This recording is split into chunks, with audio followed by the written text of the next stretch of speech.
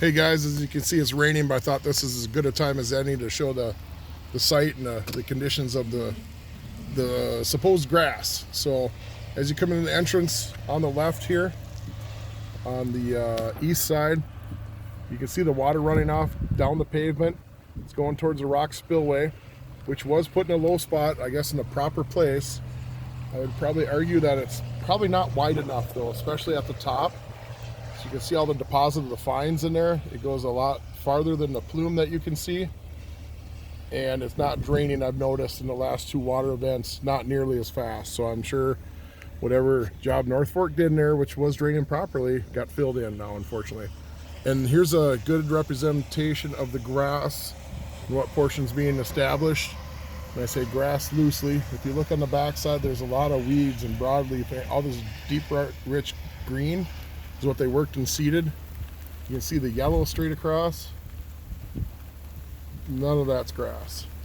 And even in areas up here where we are getting some seedings, I would say 30-40% in most areas is actually really grass. You come up towards the salt shed, it's pretty consistent, that mix. Right by the hydrant. I know Brian said he had some grass coming up. Here's why I didn't pull that clover. He threw some seed around. Even if we throw heavy seed, fertilize and mow, I think it takes several seasons for that to even be a 70%. It's definitely not. There's certain patches that are good that didn't run off, and other areas that did run off are pretty compacted. I'll show the back. You guys can get a good idea. The dirt work is actually doing its job.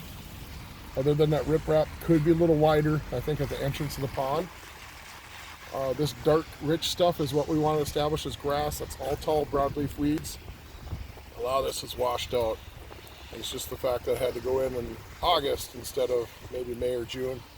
Nothing was able to get established. It sat there dry for a few days, maybe a week or two, and then we got 3 heavy rain events, and this is probably the 5th rain event on here. But the improvements to that ditching seems to be working fairly good. That tall grass back there is what we'll take on the city's dime, and we'll turn that into prairie grass is our goal. So that's fine. It's just this front stuff. A little better ratio of grass here. In certain spots it's not terrible, but there's a lot of weed base established, and I don't think that's going away. In the back corner, if you can see behind the dirt pile, there's a lot of clover, a lot of red clover in there and other various broadleafs.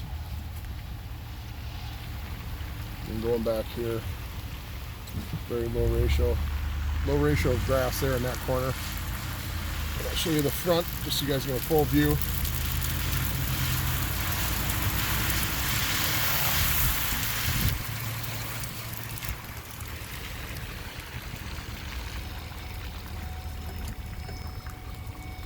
It's a good distance away, but I'll show between the cars. There's more broadleaf in there too. There's some grass, it's taller, we haven't cut it in a while since they seeded. But I want to leave the tall stuff there so you can differentiate grass from weeds too. Going by color, it looks good from a distance, but up close we have a lot of bare spots and windrows, and and this looks the best from a distance. As you get close, the only real good grass is on the outside of this puddle with the straw. You can see it in strips or bands. And if you get up here, this is all other weeds and other things.